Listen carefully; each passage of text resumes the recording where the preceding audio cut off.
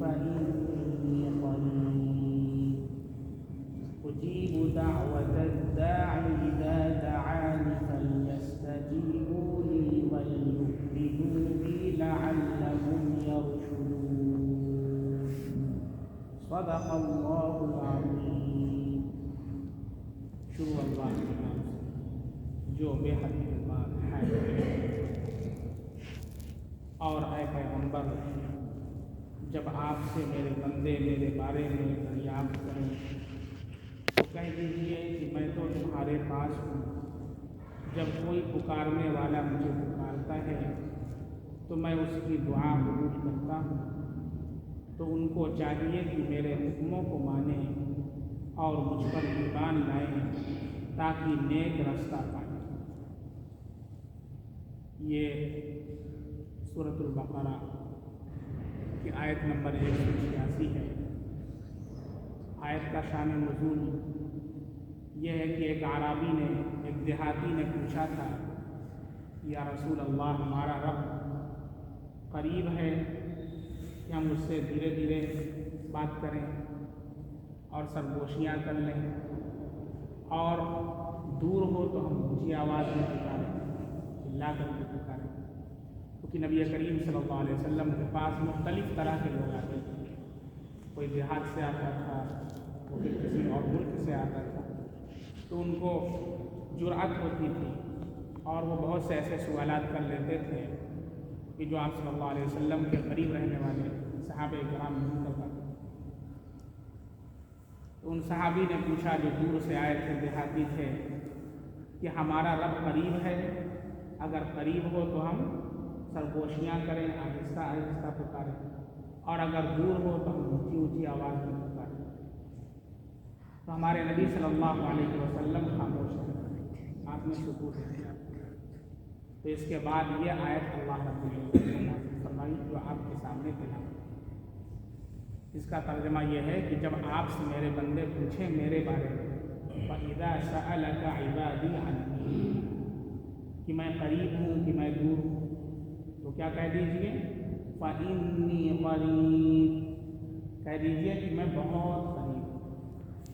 ایک دوسری آیت میں اللہ نے ارشاد فرمایا، نَحْنُ أَقْرَبُ إِلَيْهِ مِنْ حَبْلِ الْوَرِيدِ، ہم انسان کے شہ رگ سے زیادہ قریب، انسان کی شہ رگ ہوتی ہے اس سے زیادہ ہم انسان کے قریب۔ اس لیے آیت اللہ نے نازل فرمائی اور کہا کہ آپ کہہ دیجئے کہ میں بہت قریب ہوں۔ ایک اور روایت ہے کہ اس میں صحابہ کرام نے جب یہ سوال کیا کہ ہمارا رب کہاں ہے، تو اللہ رب العزت نے یہ آیت نازل فرمائی۔ حضرت عطا رحمۃ اللہ علیہ فرماتے ہیں کہ جب یہ آیت نازل ہوئی، ربکم ادعونی استجب لکم، یعنی مجھے پکارو میں تمہاری دعائیں قبول کرتا رہوں گا، تو لوگوں نے پوچھا کہ دعا کس وقت کرنی چاہیے، کس وقت ہم دعا کریں؟ تو پھر اللہ رب العزت نے اس آیت کا نزول فرمایا۔ ایک دوسری روایت ہے، حضرت ابو موسیٰ اشعری رضی اللہ عنہ کا بیان ہے کہ ہم رسول اللہ صلی اللہ علیہ وسلم کے ساتھ ایک غزوہ میں، غزوہ اس کو کہتے ہیں جس میں اللہ کے نبی صلی اللہ علیہ وسلم بنفس نفیس تشریف رکھتے ہیں، اس کو غزوہ کہا جاتا ہے۔ تو فرماتے ہیں کہ ہم لوگ ایک غزوے میں تھے، اللہ کے رسول صلی اللہ علیہ وسلم کے ساتھ تھے۔ تو جو غزوہ تھا اس میں کبھی پہاڑی آتی تو چڑھنا پڑتا، اور کبھی ڈھلان آتی تو اترنا پڑتا۔ تو جب ہم لوگ چڑھتے یا اترتے تو بلند آواز سے تکبیر کہتے تھے، چلا چلا کر بلند آواز سے اللہ اکبر اللہ اکبر۔ تو ہمارے نبی صلی اللہ علیہ وسلم ہمارے پاس آئے اور فرمانے لگے کہ لوگوں، اپنی جانوں پر رحم کرو، تم کسی کم سننے والے یا دور والے کو نہیں پکارتے، بلکہ جسے تم پکارتے ہو وہ تم سے تمہاری سواریوں کی گردن سے بھی زیادہ ہے۔ اے عبداللہ بن قیس سن لو، جنت کا خزانہ لا حول ولا قوت الا باللہ۔ یہ مسند احمد کی روایت۔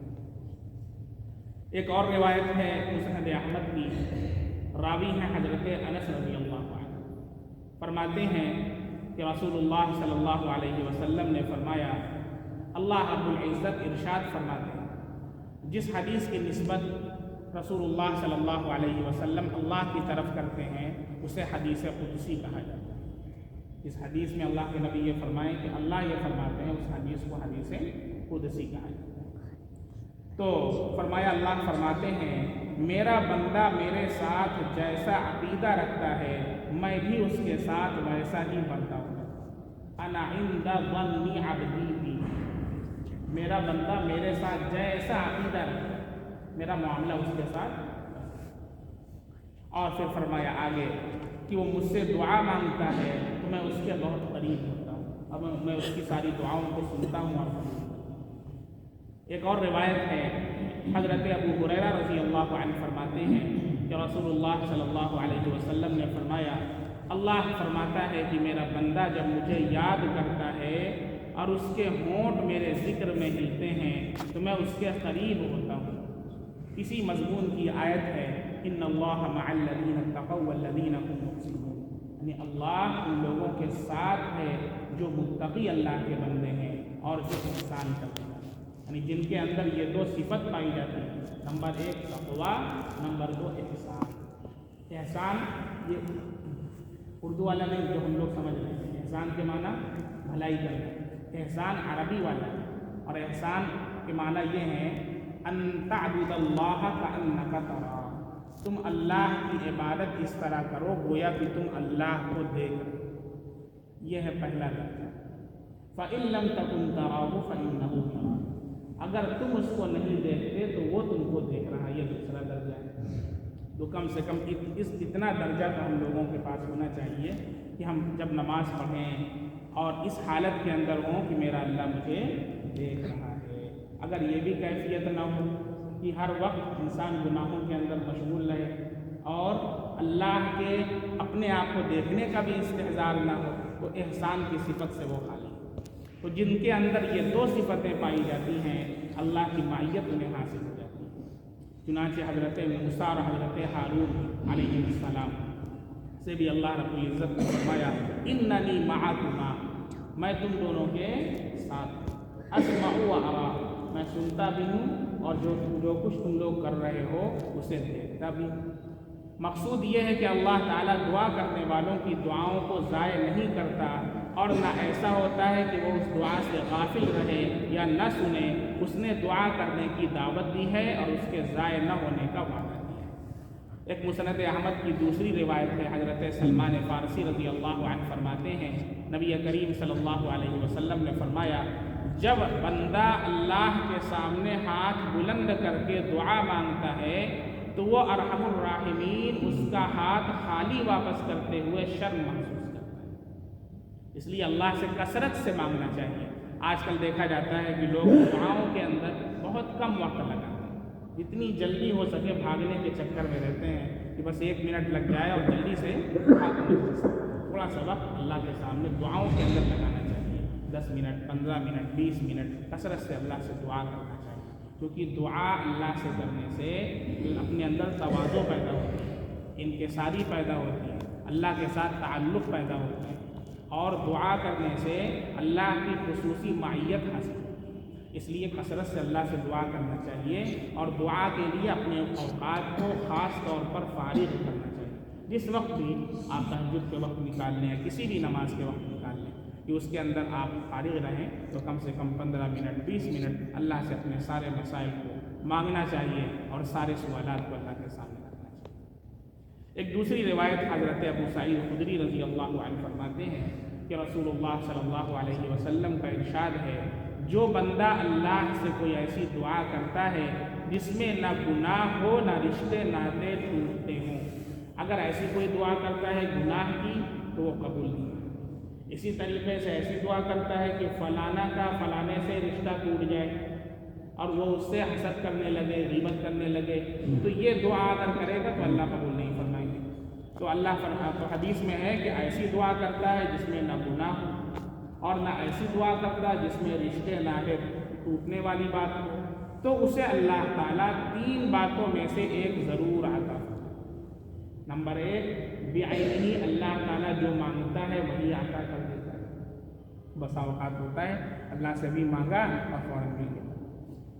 हम छोटे से थे जब यहाँ आते थे, मुंशी जी अक्सर बताते थे एक वाक़या कि एक मरतबा अल्लाह के रास्ते में कुछ लोग गए और उनको जर्दा खाने का दिल चाह रहा था और दावत हुई और दावत में जर्दा ही जर्दा था। कहीं देहात के अंदर गए थे, जर्दा ही जर्दा खिलाया, शॉर्ट मांग ही होते लेकिन अल्लाह ने ये वो चीज़ देती। तो हम लोग को भी अपनी ज़िंदगी के अंदर आप हज़रात ने भी इसका मुशाहिदा किया होगा कि कभी ऐसा होता है कि बेआईनी अल्लाह ताला वही चीज़ अता कर देता है, और कभी ऐसा होता है कि अल्लाह ताला उस दुआ के बदले कोई बला, कोई आफत, कोई मुसीबत नाज़िल होने वाली होती है, अल्लाह उसकी बरकत से, दुआ की बरकत से उस आफत को, उस मुसीबत को उससे हटा देता है।